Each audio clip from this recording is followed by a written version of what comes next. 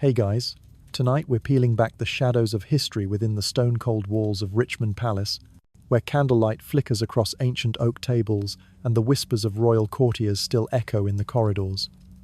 Can you feel your heart racing? Don't worry, you won't survive.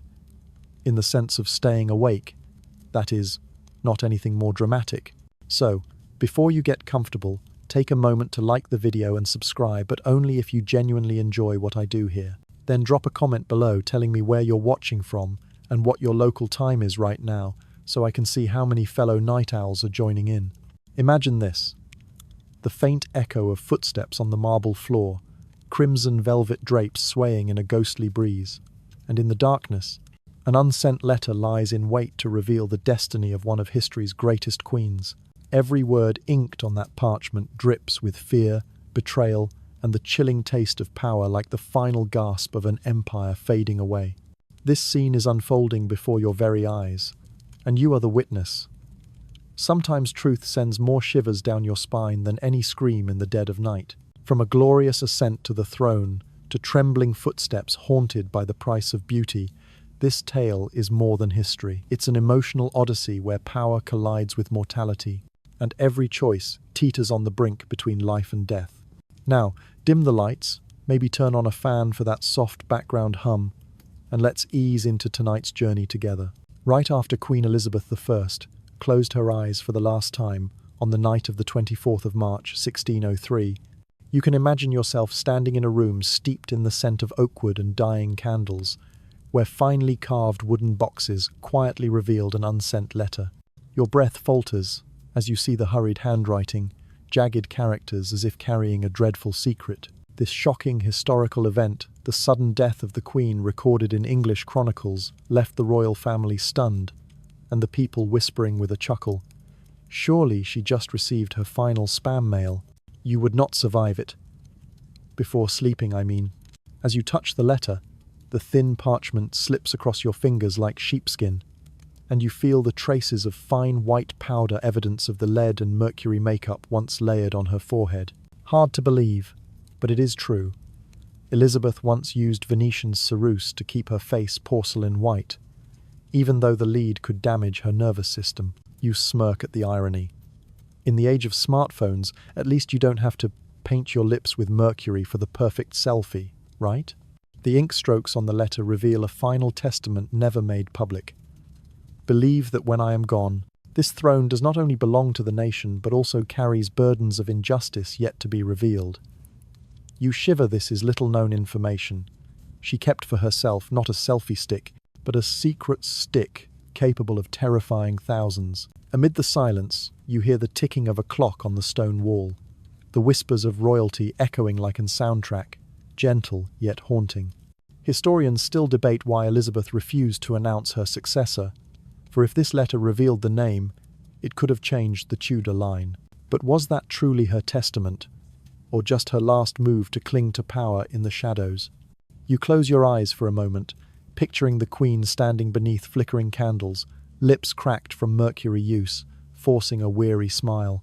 The shimmering light from a jade comb on her dressing table, scattered beams like golden leaves falling in the wind. You sigh. Even now, Instagram does not allow whitening creams containing lead, does it? For an instant, you feel candle smoke slipping through the door crack, softly brushing your face, a strange mix of ebony wood and faint vanilla. The blend reminds you of walking down a damp brick path on an autumn evening today, wearing a wool hat and sipping hot cocoa. But don't drift too far into dreams, or you'll stay awake all night pondering history. In the corner of the room, you notice an old inkwell, stains splattered like indelible marks. Historians still debate whether Elizabeth truly longed for her bond with Robert Dudley enough to leave suggestive words in the letter, but clearly this letter was her final testament. It's seen enough to send shivers down your spine. You inhale deeply, letting the air of wood and candle fill your lungs, then smile faintly. Oh, you think you'll sleep well after reading this? You will not survive, meaning you won't be able to take your eyes off this story. And then, as you try to step out of the room, the darkness seems to stretch longer beneath your feet, as though the letter itself pulls you back, inviting you to uncover more. Each line still hints at the autumn of 1602, when Elizabeth withdrew from public, sinking into despair from loss, standing for 15 hours straight to prove she could not be subdued. You chuckle softly. At least she didn't stay up forever brooding over a 404 error. Oh, sorry, 404. Not found. You open your eyes, seeing the walls lined with faded royal portraits, the Queen's figure seeming to watch you. Every detail, from the chalk-white makeup to the sorrowful smile, echoes a reminder. History is not only dry numbers, but the breath of souls who once lived, loved, and feared. And that letter, though sealed in an iron box, still waits for you to explore. Relax, keep listening, and let this journey lull you into a mysterious sleep. Asterisk. The moment you open your eyes, the world is already roaring with a divorce of the century. On the 7th of September 1533, you were born in Hampton Court Palace to the sound of Westminster's church bells ringing.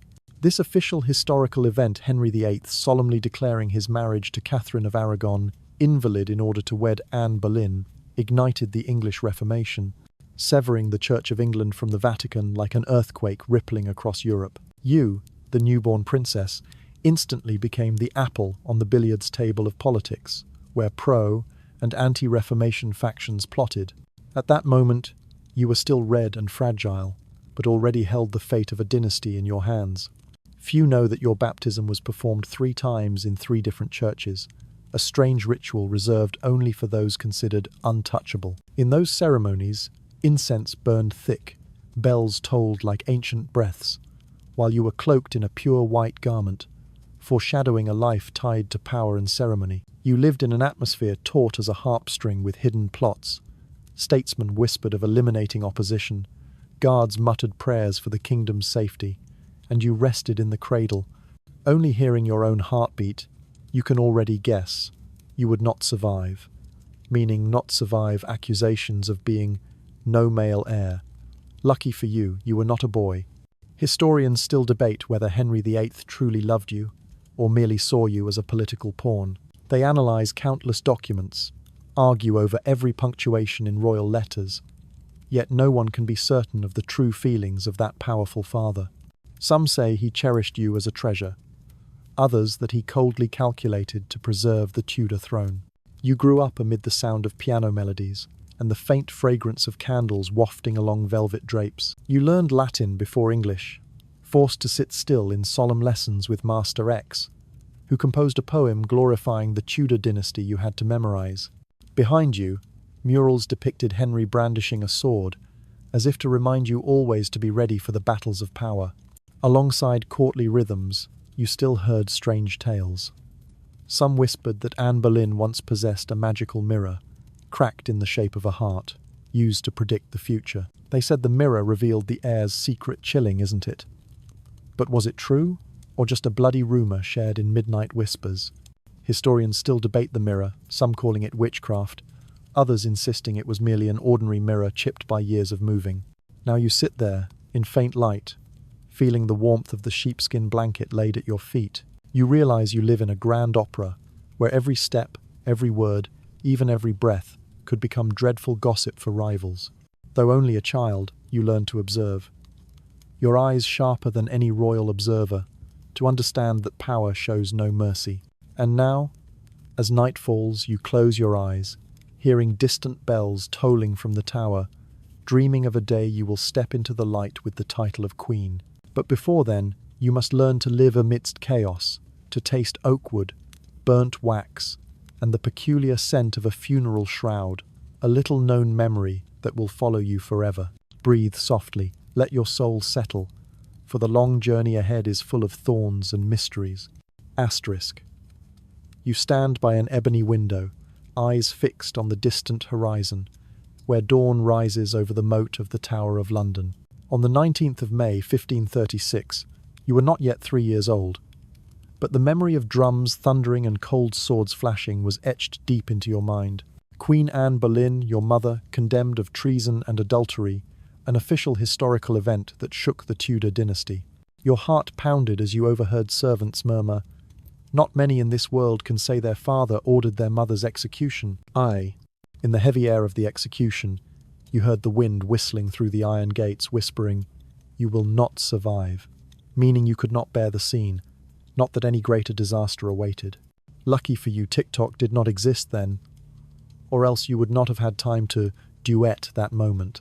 Anne Boleyn's body, after death, was placed upon a wooden platform before the public, and a little-known rumour claimed her head was displayed on London Bridge as a warning to others. Hard to believe, but that was the harsh truth of an absolute regime. You remember the smell of ashes and the sharp tang of medicinal wine spreading across the execution yard, mingled with the spicy burn of pepper used to ease the prisoner's pain. Now you sit comfortably on a soft sofa, listening to the rain patter outside the balcony, yet still feel the deep sorrow of a child who lost the only one to ever call her dear. Only 11 days later, you saw stepmother Jane Seymour appear at a lavish banquet, clad in golden dress, smiling as if nothing had happened. That hasty replacement taught you a bitter lesson. In the court, personal affections always lose to political advantage and dynastic survival. Few know that Jane Seymour quietly had a secret garden built behind the harem, where she would fly kites and recite poetry. That place is now still called Stepmother's Garden, though no one dares admit who named it so. You suddenly recall a moment. Some said Anne Boleyn was the first to bring chocolate pudding into England, a fact so strange it is hard to believe. Imagine that, a sweet dessert amid political tragedy, as if history itself wanted to joke with you. Historians still debate whether Anne truly committed treason, some insisting it was a plot by Jane's supporters, others swearing she indeed broke royal codes. Secret documents, letters passed in shadows, made her life a play with many endings. You feel the chill of the marble tabletop, imagining little Elizabeth's hand trembling as she tries to hold on to the ring left by her mother. Now, as you sip a cup of herbal tea, diluted with a touch of honey, you wonder whether queens of old needed a detox regimen to flush out the lead poisoning from their Byzantium makeup. And when you look up at the starry night sky, the rustle of leaves bursts forth like a soundtrack. You suddenly realize you are not only a spectator of history, but also its storyteller. You smile. Every decision, every step Elizabeth took later, bore the mark of that painful event, like an invisible scar that never faded. In the last stillness, you take a deep breath, letting the scent of oak wood blend with the smell of damp rain seeping into your lungs, feeling the intersection between past and present. You know this journey is not over. There are still many mysteries of royal childhood waiting to be uncovered, to lull you to sleep amid the gentle hum of computer breaths. Now close your eyes, relax your body, and let the secrets of the Tudors gently lead you into a dream world, where every story begins with an unsent letter. Asterisk. You wake on an autumn morning, mist still clinging to the rows of plane trees in Hampton Court's courtyard. Just 11 days after the beheading of Anne Boleyn, your father, Henry VIII, suddenly walked with Jane Seymour in a quiet yet solemn wedding. This official historical event, the wedding held amid proud trumpets and noble praises, seemed like a miracle healing the wounds of the Tudor dynasty. You, 4-year-old Elizabeth, are bewildered to realize power can replace mothers in an instant. Jane Seymour appeared with a gentle smile and warm eyes, unlike the cold demeanor of Anne Boleyn. She cared for you as her own, soothing your fearful moments, helping you sleep soundly with tender lullabies. Yet there is a little-known fact. Jane always kept with her an olive-green wool blanket, believing it brought peace in sleep, and you too were wrapped in that blanket every night. The scent of new wool mingled with candle wax is your first sweet memory of childhood. Just 1 year later, disaster struck again. Jane Seymour died right after giving birth to Prince Edward in October 1537. The child was hailed as the Tudor chalice, for in that age only sons ensured lasting power. You, though young, felt the heavy air of the court. The cries of the newborn mingled with the sighs of courtiers, and once more the fear of loss enveloped everything. You clutched the olive blanket tightly, wondering how many more blankets stood waiting to replace each other under destiny's cruel law. In the following years you were moved between Hatfield, Hampton Court, and Greenwich Palace's radiant, yet full of shadows. Each place offered a political lesson. At Hatfield, you learned to present composure. At Hampton Court, you practiced horseback riding and fencing.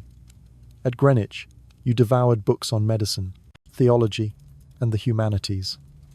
Each day you felt like the protagonist of a grand opera, with the entire royal household and courtiers watching your every gesture. Historians still debate the true depth of Jane Seymour's influence on Henry VIII's heart. Some argue she was merely a stepping stone to quickly bear a prince and then be discarded, while others say Jane offered the king a rare moment of peace, showing him the value of family calm.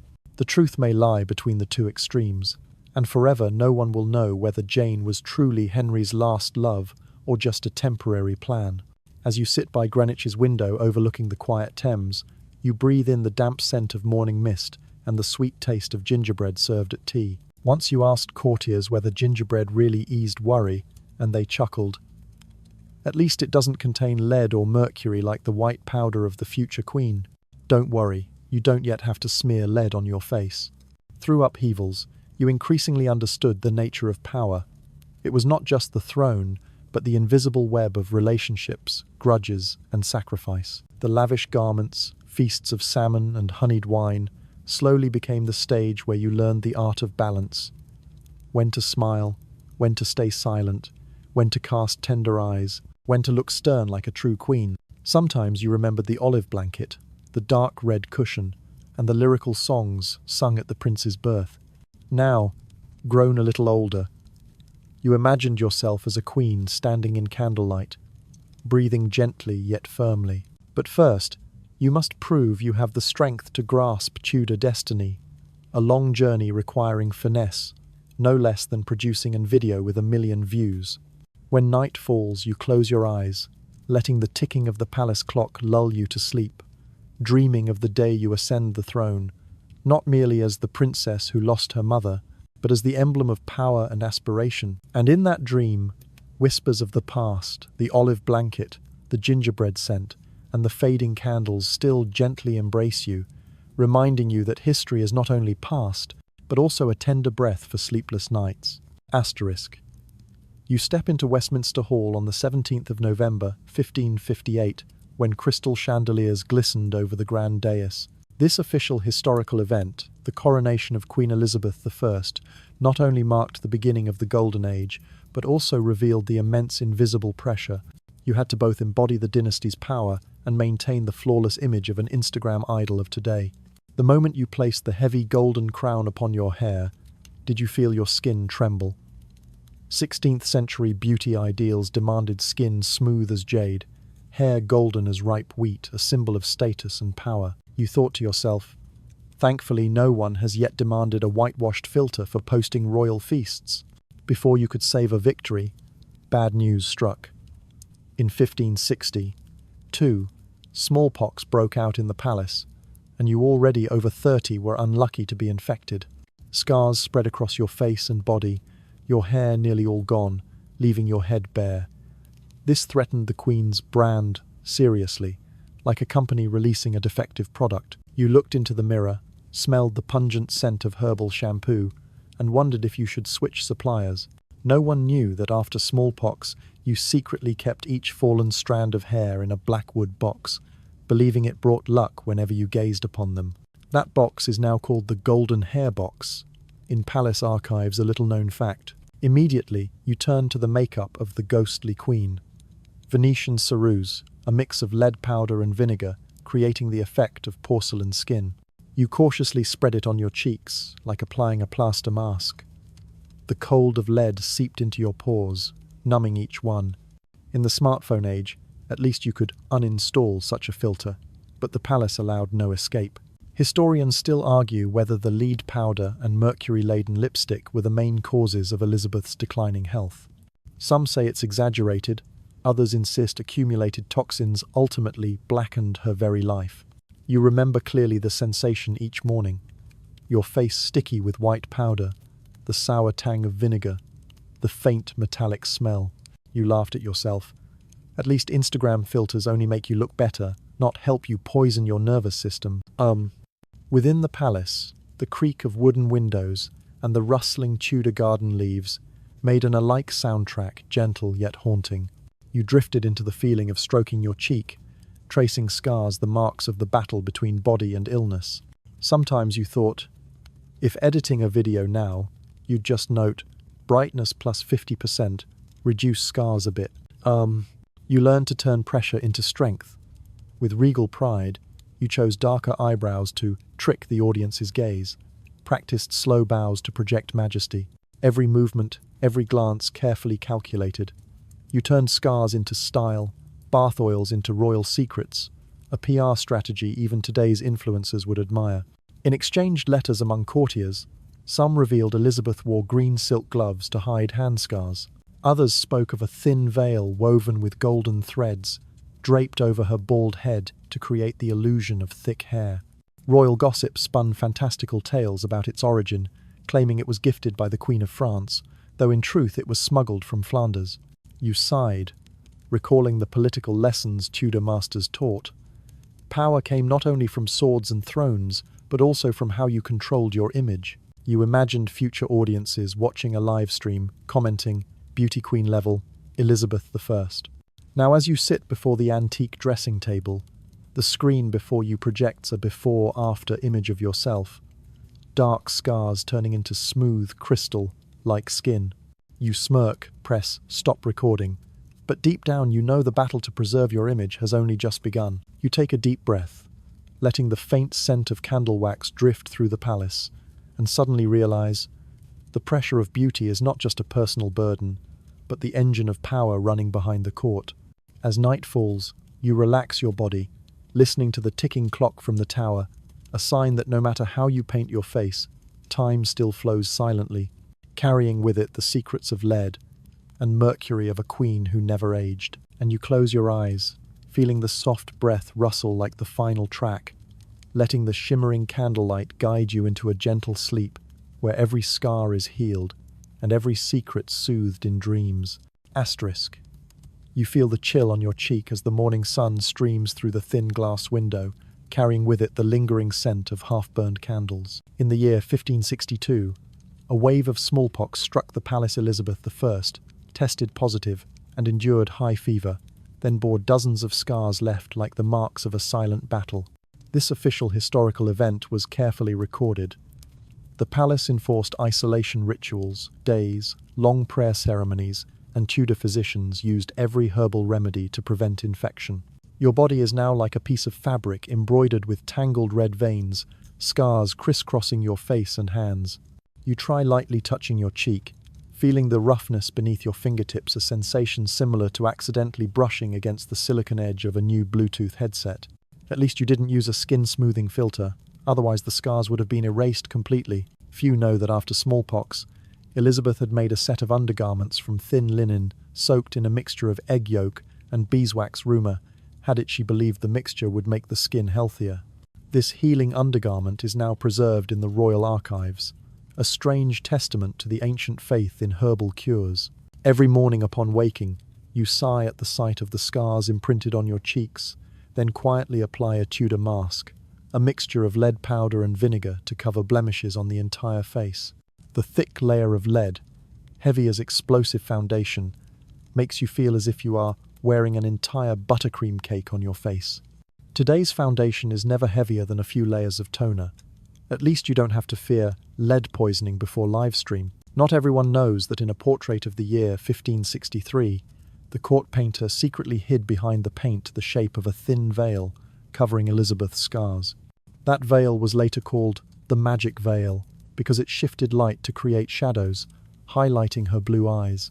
Historians still debate the true extent of smallpox's devastation on Elizabeth's mental and physical health. Some argue the scars were nothing compared to the psychological damage that made her colder and more proud. Others insist the scars made her more humane, more empathetic toward the suffering of common people. You sit still on a red velvet chair, letting the ticking of the clock on the ebony shelf lull you. Thanks to the intricate carved design, the clock emits a warm sound, like the slow breathing you hear in a soothing video, helping you forget the pain. Now imagine Elizabeth, her red hair once inspiring like ripe tomatoes, but in truth most of it had fallen out. Instead of lamenting, she wore a wig made of real human hair called a Tudor wig. This strange fact shows you thought wigs today were only the torment of cosplay actors, but back in Tudor times, the Queen too had to secretly don a perruque to maintain her grand image. You reflect, today, it takes just 3 minutes of makeup for a selfie, smooth skin, and you're ready to post on TikTok. But Elizabeth spent hours applying lead, creating layers, and dabbing mercury lipstick, a one-of-a-kind masterpiece of selfie makeup. The mix of scarred sensations, the faint smell of vinegar, and the crackling of dying candles makes you want to relax your body completely, breathe deeply, as if in the midst of a meditation session. You remember the final day before Elizabeth had her name engraved on the throne. She sat before the mirror for hours, staring at every dark spot, whispering to herself, "I will turn scars into an invisible crown." And in that moment of stillness, you dream of the modern age, where with just one tap of retouch in an editing app, every wrinkle, every scar disappears in an instant. But would you dare live stream the entire process of that rapid upgrade? At least you don't have to fear frozen face from hours of lead application. Finally, you close your eyes, letting your gentle breath mingle with the wind flowing through the window. The scars on your face, though unerasable, will forever testify to Elizabeth I's extraordinary strength. Just like you, when night comes, filter or not, be proud of the scars that made you different. Until the last candle flame dies out, you let go, loosen your soul, and allow history to lull you into deep sleep. Asterisk. You are gently wiping a silk cloth across the ebony dressing table, feeling the smooth surface mixed with the cracks of time. When Elizabeth I engraved her name into history, she also engraved the deadly makeup routine that preserved the image of the ghostly queen. In the year 1563, after smallpox ravaged her appearance, Elizabeth officially used Venetian ceruse, a mixture of white lead powder and vinegar, as the elixir for her face. Do you feel the faint sour scent of vinegar wafting from the handkerchief? Each morning she spread a thick layer over her skin, so that the royal porcelain whiteness reflected the candlelight in Westminster Hall. This use of lead makeup was recorded in the journal of a court official as undeniable historical evidence. However, not everyone knows. Elizabeth also used mercury for her lips, and her makeup remover solution also contained mercury luxurious as a poison spar. Imagine, each time she used a cloth to remove makeup, tiny mercury particles dissolved on her skin, seeping into every cell. Unlike your coconut oil or micellar water, Tudor mercury deep cleaned so thoroughly that her illness may have come from her very beauty rituals. At least you only worry about clogged pores, not clogged liver enzymes. Few notice that, in a rare portrait, the painter depicted Elizabeth beautiful with cold eyes, but secretly placed behind her shoulder a rotatable metal lipstick case, evidence that she did not only care about white powder, but also about the royal smile. That metal case, now kept in the Hampton Court Museum, has become a strange symbol of deadly makeup habits. Historians still debate whether it was truly the lead and mercury that caused Elizabeth's death. Some claim mercury destroyed her nervous system, leaving her exhausted with chronic headaches, but others argue she died from pneumonia or cancer, the lead story being a myth embroidered through centuries. You place your hand on your chest, feeling the slow heartbeat, like the sound of royal drums echoing. That deadly makeup habit, like when you secretly overuse a filter to the point of forgetting your real skin tone, created the image of the Platinum Queen untouchable, but it also turned her into a victim of her own royal cosmetics. Remember the moment Elizabeth sat before her precious mirror, candlelight shimmering across every pale feature. You could even hear the goat hair brush stroking the lead powder like a soundtrack. Click, click, the acrid scent of lead blending with the vanilla fragrance of a secret perfume bottle. You inhale your own perfume if one day you discover it has lead particles. Surely, your stream will glitch. The sensation of wrapping the skin in lead was like you applying lavender-scented cotton pads, but instead of relaxing, it threw the nervous system into chaos. Can you imagine your face carrying that 16-kilo pile of lead every day? But Elizabeth, with political finesse, turned it into a PR tool. Every time she appeared, nobles swooned over her. Classic pale complexion. Even so, at times you also saw Elizabeth exhausted, needing to lean on cushions for rest.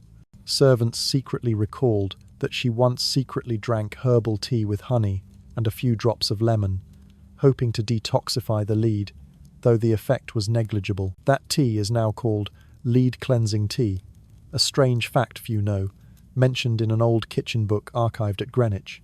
You close your eyes, letting the metallic clink of the lipstick case echo in the quiet.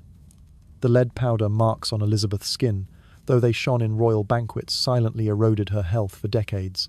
And when scheduling your video uploads, you just need to add the tag "number deadly makeup" to guarantee millions of views without ever needing lead or mercury. Finally, relax your body, listen to the sound of melting candle wax, and let this story lull you into deep sleep. You imagine yourself washing your face with gentle cleanser, then switching off the light, preparing to step into dreams where every scar and layer of lead is comforted, and history remains only a soothing tale to wander through at midnight. Asterisk. You feel the chill seep into each velvet fibre of your cloak as a servant gently drapes a shawl over your shoulders. It is autumn of the year 1602, when 45 years of rule had left weariness upon Elizabeth I's body.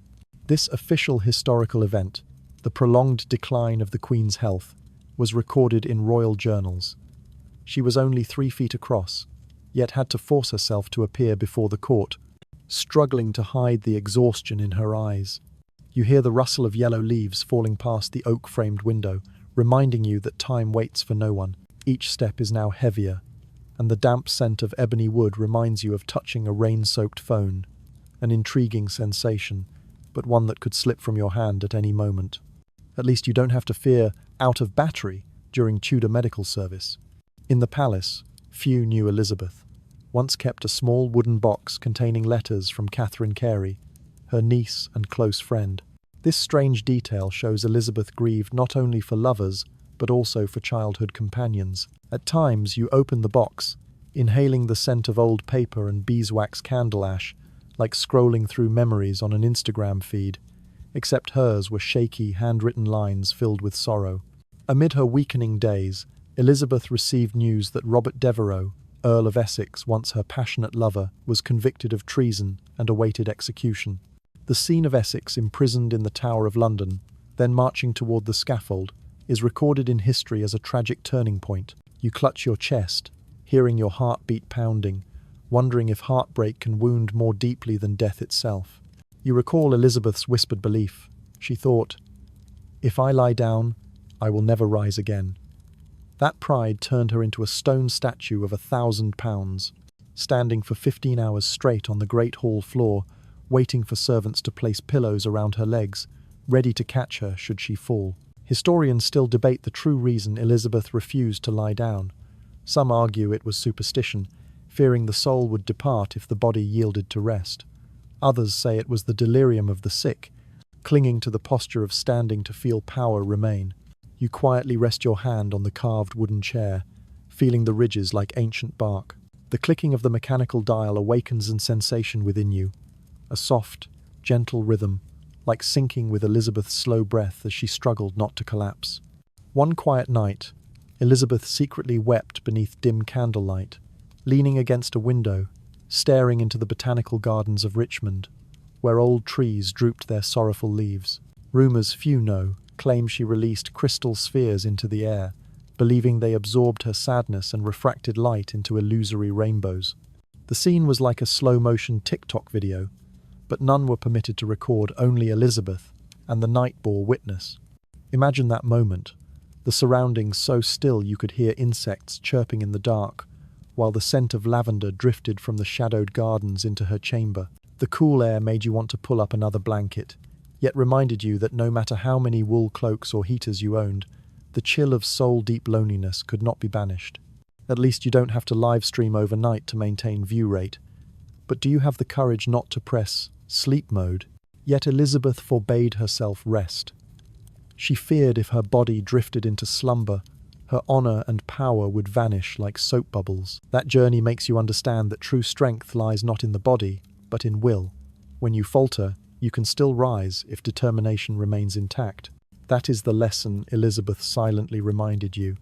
No matter the fatigue, no matter the betrayals of the heart, you can still take one more step, beneath a star-strewn night. And when at last you sink into the velvet armchair, let your own soft breath blend with the rustling leaves like a soothing lullaby. Let loneliness dissolve into calm breaths and gentle peace, for even an imperial queen needed moments of surrender to be reborn for tomorrow. You sit comfortably in an armchair, relaxing your shoulders, And imagine yourself stepping into St. James's Palace Hall in the year 1561, where Queen Elizabeth I solemnly declared herself the Virgin Queen and swore celibacy. This official historical event became legend. She proclaimed, "I am married to my kingdom," enough to leave all Europe astonished. Yet Elizabeth's private life was no less complicated than any modern television series. When you scroll Instagram today, you might leave a like on your crush's beach photo. In contrast, Elizabeth received dozens of marriage proposals from Philip II of Spain, Erik Vasa of Sweden, even King Eric of Norway himself. But among them, the one who truly held her heart was Robert Dudley, her childhood companion whom she made Earl, gave free access to her private chambers, and staged countless private encounters that kept the court buzzing with rumours. A strange fact few know: Elizabeth was said to have kept one of Dudley's evening gloves, soaked in rose wine to preserve the fragrance of memory. Servants whispered that whenever the rose wine scent drifted past, she would close her eyes, inhale deeply, and smile mysteriously. Now think, if there were a fragrance subscription today, which scent would you choose for this royal pair? Surely not eau de court intrigue, right? Amid rumours of her affair with Dudley, gossip spread that his wife, Amy Robsart, died under mysterious circumstances in the year 1560, an event tied to whispers that Elizabeth had green-lighted a sophisticated assassination. Amy's death only fueled speculation of the murderous queen, with people whispering and giggling.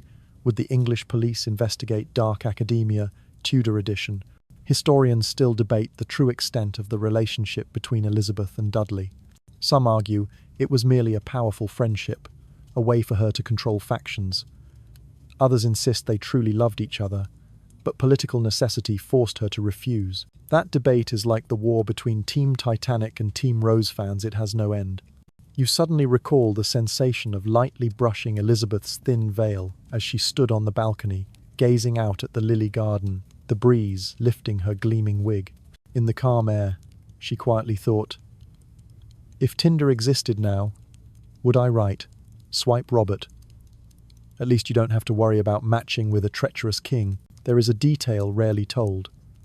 Elizabeth once invited Dudley to see an itinerant fair of Italian performers with acrobatics, magic, and clowns. That night, she was seen laughing wholeheartedly, forgetting the kingdom, forgetting the chalky white powder on her face. The scene was like a humorous GIF frame amidst the pressures of court life. Don't you find it amusing? But even with such fleeting joy, Elizabeth held firm to her vow of virginity. She never once said yes to marriage, even though Dudley once knelt with a golden ring. This determination earned her the title, the powerful Virgin Queen, a symbol ahead of her time. You sink into your chair, listening to the soft metallic ticking of the royal clock, soothing like the whisper of. You imagine yourself reading Dudley's letters, the trembling ink strokes like Tudor-era love notes, while you let your soul drift through each word. When night falls and the sky is filled with stars, you close your eyes and recall the haunting question: was Elizabeth truly a virgin all her life, or was it only the highest political strategy?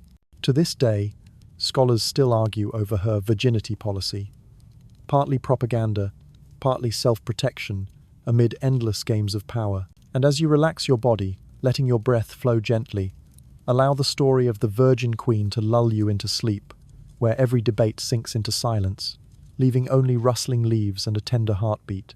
Asterisk. You stir awake, gently close your eyes again, and let the swaying sound of curtains soothe you.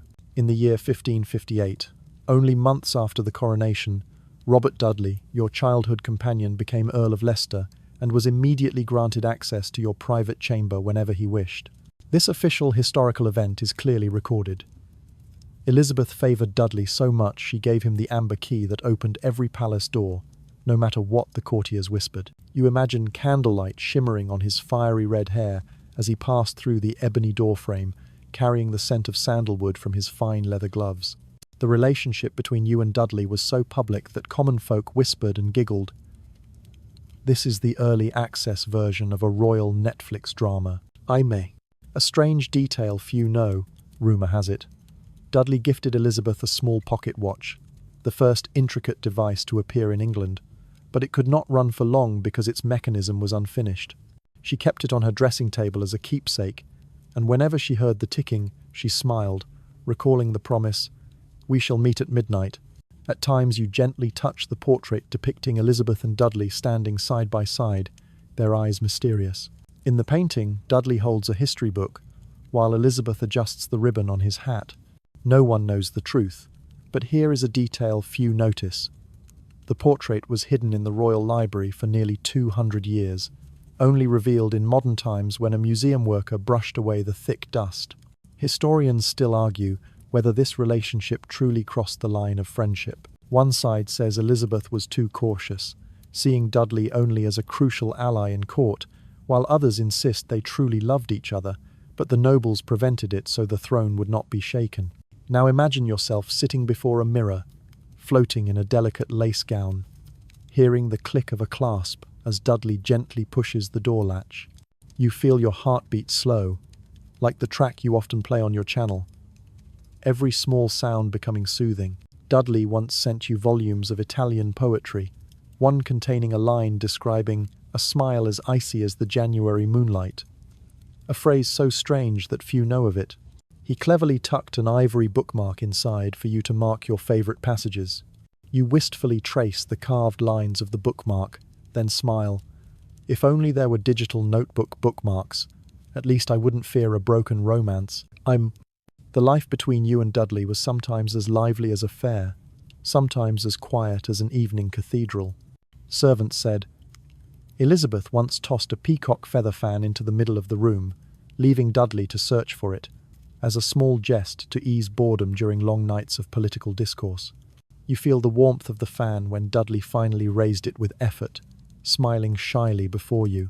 The rustling of feathers created a soothing sound, like an whispering feathers track you just tried on your channel. But despite the closeness, Elizabeth held firmly to her stance. She would not grant the title of marriage. Her declaration silenced the court. "I take only one husband, and that is England." That phrase echoed through the great hall, extinguishing all of Dudley's hopes, and you suddenly think of Tinder. If there had been a royal right swipe, perhaps Elizabeth would have reserved her heart for the nation's day of celebration. In the quiet nights, you hear the rain pattering on palace tiles, the earthy scent seeping into the room. You remember when Dudley whispered the promise, "I will always be loyal," softening your heart, yet you knew that love could not surpass the threshold of politics. At last you sigh, gazing out at the autumn garden with golden leaves, realizing that this relationship was proof of balance between power and feeling. You chose to keep the throne, and Dudley to keep the badge of Earl of Leicester. Each played an irreplaceable role, but never stepped together onto the wedding aisle. And as you relax your body, letting the patter of rain and the soft rustle of feathers lull you into sleep, allow the story of that close yet distant bond to accompany you into dreams, where every secret is gently kept in the breath of midnight. Asterisk. You recline on the soft armchair, letting the flickering candlelight reflect on the ebony wood, marking the moment you always remember of your bond with Robert Dudley. In the year 1558, only months after the coronation, you granted him the title Earl of Leicester, giving him the private key to enter your chamber at any time an official historical event whispered endlessly among courtiers. When Dudley quietly closed the door behind him, the scent of velvet and sandalwood spread like a protective veil, and you felt your heart beat slow, like the royal drum resonating with the gentle ticking of a rhythm. At least you don't have to worry about notifications buzzing all night, but still awake enough to hear that soft sound. Few know that Dudley once gifted you a miniature music box engraved with a pair of doves, playing the tune La Folia on repeat. Rumour has it the melody was shrunk from the original composition of court musicians, but the mechanism was flawed, so the box sometimes ran backward, producing sounds low-high like a faulty alarm clock. Dudley's presence at your side was never only platonic. The mysterious death of his wife, Amy Robsart, in the year 1560, shook the royal household. People whispered that Amy fell down the stairs, at times suspecting you were behind it, for if she lived, Dudley's position would be unstable. This event caused gossip louder than today's trending TikTok. Historians still debate your role in Amy Robsart's death. One side says it was only a tragic accident, Others insist it was a political plot with you willing to eliminate any obstacle. The scholarly dispute repeated endlessly. Historians still debate whether Elizabeth ordered an investigation and to what extent she was involved in the death. You recall the dim light of the oil lamp when he slipped quietly to your side in the silent chamber.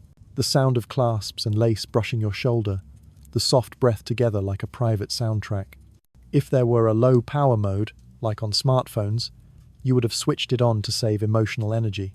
During afternoon teas, Dudley often told tales of King Philip II's hunting trips, sharing foreign political reflections as if choosing a filter for a photo. A strange fact few know, he once kept a secret map marking the locations of caves beneath Windsor Castle, known only to you and a few courtiers, as escape routes should the court turn hostile. You savour the faint aroma of herbal tea mint blended with citrus when Dudley solemnly poured a cup for you, smiling softly.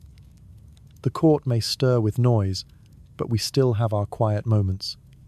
In that moment, you thought of the yeoman hat version of Instagram, a story post, half flirtation, half power. Even with the special favour, even though he could freely come and go, you still firmly concealed your heart. You chose to keep a distance between power and affection, refusing marriage proposals even when Dudley once knelt to offer a golden ring. That closeness yet distance clearly portrayed your character, both proud and cautious. The courtiers recalled the time you wore a green damask cloak, standing on the balcony overlooking the Hampton Court gardens, saying to Dudley, "I am married to England, not to any man." The words echoed in the wind, like an eternal vow, leaving him with no hope. You relax your shoulders, listening to the rustling leaves outside, as peace seeps in. The scars of royal life, from the pockmarks of smallpox to the grief of lost loved ones, all blended into your slow breath. You smiled softly. At least we don't have to face endless comment drama on YouTube, but real-life drama is far more haunting. And when the final candle slowly went out, let the story of this complicated relationship lull you into sleep, where every secret and debate quiets down, making way for a peaceful dream in the late night. Asterisk. You lean slightly in the dim candlelight of the Hampton Court Great Hall, where the silence was broken only by the whisper of silk gowns. In the year 1579, an official historical event shook all of Europe. Elizabeth I decided to consider the marriage proposal of Francois, Duke of Anjou, the brother of King Henri III of France. In the solemn audience, the two exchanged rings, the golden gleam of pearls and diamonds reflecting on your skin like a miracle. In that very moment, you heard the faint click of the ebony ring box, mingling with the scent of fine tea oil wafting through the space. That small but rich sound echoed as a reminder. This was not only a betrothal ritual, but also a political duel between England and France. At least you didn't have to worry about delayed shipping when ordering a ring on Amazon Prime. A strange detail few know. Francois once gifted Elizabeth an ivory frog engraved with the words Monday Coeur, a keepsake of youthful love. The little statue was placed in a warm reading room, where you often reclined to read La Fontaine's poetry. The smell of old book ashes mingled with candle wax made you think of the scent of a coffee shop in winter, warm and unforgettable. After only one dreamy night, when you awoke and heard the patter of dew on the tiles, you ordered the betrothal cancelled. This time, your gestures were gentle but resolute. "I do not wish the royal family to become an object of exchange." That signal left the English court both disappointed and admiring of your foresight. If today a betrothal was cancelled over Zoom, surely the public would screenshot and share it all over Twitter. Historians still debate the true reason Elizabeth rejected the Anjou alliance. Some say she feared being drawn into France's bitter religious conflicts. Others insist it was strategy to maintain her position as Virgin Queen, avoiding the loss of autonomy. The academic refrain echoed down the palace halls. Historians still debate whether this move stemmed from personal sanctity or from cold political calculation. You clearly remember the moment of exchanging rings, the thin blade of light shimmering on the metal band, reflecting Francoise's gaze, a look mixed with respect and hope. The soft sound of metal brushing metal was like the tapping of a keyboard late at night, giving the sense of live streaming a political negotiation. Few know that immediately after announcing the cancellation, Elizabeth ordered a secret banquet for Francois, serving chocolate pudding, a dessert newly imported from the New World. The royal chef added a touch of cornmeal and mint leaves to create a strange fragrance. This curious fact shows the Queen did not completely despise him, she only wished to keep a certain distance. You tasted the sweet chocolate slowly melting in your mouth, blending with the freshness of mint, like a comfort for both troubled hearts. Even though you cancelled the betrothal, you still held Francois in respect. The relationship did not completely break, but shifted into a form of close alliance. The rustling of feather fans sounded softly as you turned your head toward the dressing table, where the small box holding the ivory frog still lay still. That sound, along with the scent of beeswax and rose oil, formed a soothing track, easing your tension. Debate over the Anjou betrothal rose higher as many argued Elizabeth used the proposal to display diplomatic power, forcing the French king to take caution. Some insist she never intended to marry Francois, only to pressure the French court. Historians still debate the true motive behind the act. The phrase echoed in your mind like a never-ending reminder. Now, when you close your eyes, let the wind through the oak window and the drip of tea into the cup lull you into a dream. The relationship with Francois, though brief, left a powerful echo. It was the declaration that you, Elizabeth I, were a political master without equal, and though you may have liked him, your loyalty belonged entirely to England, the only nation you vowed to protect and love for life. And as night descended over the palace, let the story of Francois, cork and tea, the Duke, the frog, and the chocolate pudding flow quietly into sleep, where every secret and argument is accepted like the gentle background music of history. Asterisk. You sit back in the velvet armchair, hearing the soft metallic click of the royal clasp, as Robert Devereux, Earl of Essex, first stepped into the chamber to receive military orders from Elizabeth I. In the year 1589, Elizabeth was 56, and you gave this 22-year-old man command of the navy, an official historical event that stirred the people. They called Essex the youthful trump card, but also warned, never let your superior carry a gun for you. In the silence, you sensed the scent of cedar mingled with the faint aroma of champagne tea on the conference table, creating a rhythm as pleasant as the shh of a studio mic. That sound reminded you of turning on a relaxing YouTube video before bed. At least you didn't have to worry about buffering or the video stopping halfway. Few know, before being given command, Essex once gifted you a handkerchief, embroidered with palm leaves, a healing herb favoured by Spanish monks. The cloth was carefully kept in a treasure chest, and whenever you held it, the scent of mint oil mixed with dry herbs lingered. Essex, though entrusted with duty, proved lacking. He once led the fleet astray in the English Channel, leaving soldiers exhausted as much as you when staring at unread Monday morning emails. At least when you accidentally send work email at 2 a.m., no lord calls you to the palace for scolding. Historians still debate whether Elizabeth handed Essex a political knockout blow or merely wanted to test his loyalty.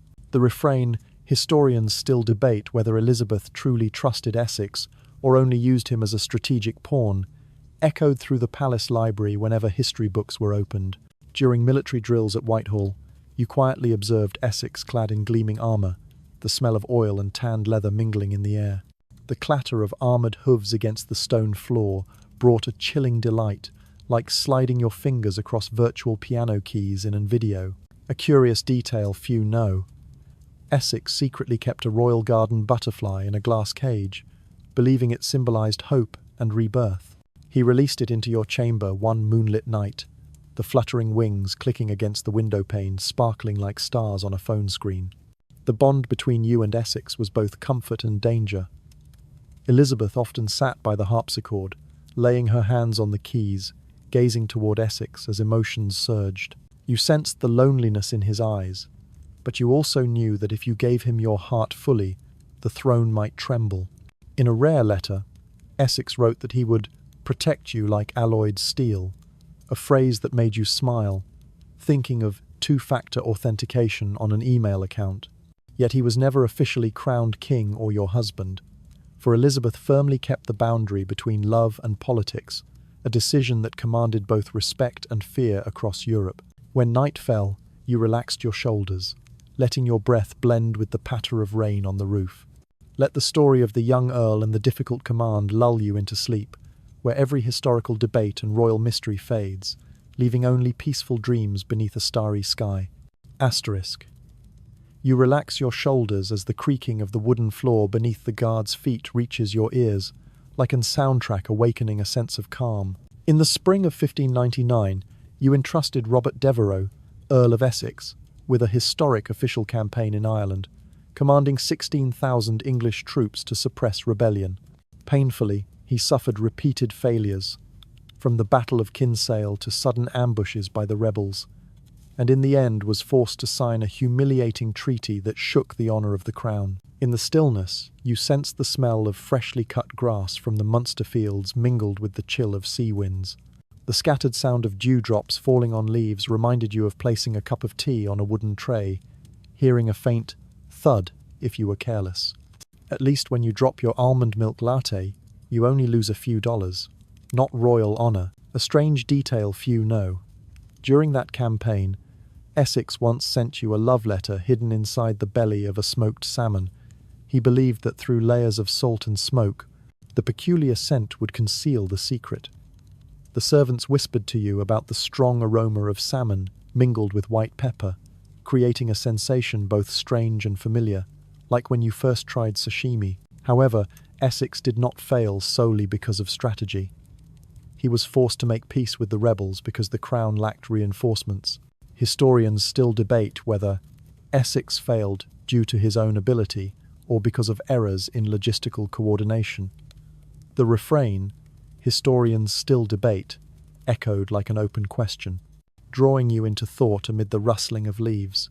The sea breeze from the Atlantic, warm like your breath when sitting by the fire, comforted you through the long night. Essex, after returning home, refused to yield. In the year 1601, he plotted to seize the Tower of London, a treasonous move, leaving you no choice but to indict him before Parliament. The iron bars of the Tower dungeon were a reminder: power could be given, but also stripped away. Few know that on the night before the uprising, Essex secretly scattered pouches of wild daisy seeds around the fortress walls, believing the flowers would bloom upon victory, creating a signal for his comrades. The gentle herbal scent of daisies mingled with damp earth, each grain of pollen floating into his Napoleonov cap, a strange memory recorded only in the journal of an exiled official. You heard the bells of Westminster in the distance, echoing like a steady heartbeat, lulling you to sleep. At least you don't have to worry about an alarm clock blaring in the morning. The slow chimes are enough. The scene of Essex being brought before Parliament, the command, "prosecute," resounding, made the court stage seem to hold its breath. You felt the cold sweat trickle down the guards' foreheads, mixed with the waxy oil scent from the lamps. In that moment, your disappointment was no different from when you accidentally uninstall a favourite app after the trial period expires. Yet, the resolute decision to punish Essex proved you were not a lenient queen. The Privy Council once debated, should Elizabeth forgive Essex to maintain her image of mercy? The academic refrain sounded again, making you realise that leadership required balancing between emotion and duty. You closed your eyes, letting the clink of garden pebbles and the whisper of leaves through the window lull you. Let the story of the failure in Ireland and Essex's rebellion cradle you into deep sleep, where all grudges and historical debates give way to the peace of a winter night, as your gentle breath leads you into dreams. At least your dream does not include political trials. Asterisk. You heard the slow turn of the execution wheel at the Tower of London, softly echoing like a late-night track, startling the silence. On the 25th of February, 1601, you signed the decree for the beheading of Robert Devereux, Earl of Essex, a harsh official historical event affirming that, though once favoured, England still came first. The clink of cavalry helmets, the scent of ebony wood, and the mixture of sweat with bitter wine grew stronger under the dim candlelight. As the guards led Essex to the scaffold, the scene was like a slow-motion film, each heavy step tightening your heart. The gleam of steel blades sparkled in the candlelight, slicing across the flow of politics, creating a moment of pain. You sensed the metallic tang in the air, like when you accidentally bite into a spoon while eating chocolate ice cream with iron-rich filling. At least when you bite a spoon, you only need to rinse your mouth, not behead someone. Few know that before stepping onto the scaffold, Essex asked permission to write you a final letter, using dark ink mixed with musk, a rare ink reserved for royal documents. The letter was rolled into an ivory tube, each trembling word telling of love and apology. The ivory tube was later kept in the royal treasury, a strange testament to the tragic bond between the two of you. You remembered the smell of old paper and the perfume Elizabeth used while reading the letter, blended with the warmth of herbal tea. The sound of trembling letters on parchment was like the gentle touch of a feather brushing strings, lulling the listener into a dream, but that melody was Essex's final song. Historians still debate whether Essex's execution was truly necessary. Many believe Elizabeth sought to demonstrate strength to reassure the court, while others insist it was a shock needed to prevent further plots. Historians still debate whether Elizabeth was truly betrayed or merely sought to extinguish rebellion at its roots. The question echoed throughout the palace library. After the execution, you returned to your chamber restless. The click of the closing door, the scent of burnt beeswax mingling with lavender oil, blended into a melancholy passerelle. You laid your hand on the wooden partition, feeling the indentations a reminder of political decisions that could never be erased. 2 years later, on the 24th of March, 1603, you quietly closed your eyes for the last time. The end of the Tudor dynasty entered history. No princes, no princesses, only the gilded crown and cold stone throne. James VI of Scotland ascended as James I of England, ushering in a new era for the kingdom. A strange detail few know. Before closing her eyes, Elizabeth requested a basket of white doves be released around the room, believing her soul would become them and fly to the heavens. In the flickering candlelight, the image of the flock gently beating their wings created a scene like a Tudor version of an Whispering Wings video, lifting your spirit. The faint smell of feathers mingled with the rosewood floor reminded you of the scent of feather pillows on a soft bed. You thought, if you had a memory foam pillow today, it still wouldn't match that floating sensation. At least a foam pillow doesn't control the number of birds flying past. When you sat by the modest tombstone, hearing the rustling leaves, the cool air from the damp ground seeped through your heels, you felt the fragile limits of life. The oak coffin had no ornate carvings but was wrapped in silk fabric, emitting a faint vanilla scent, a detail few noticed.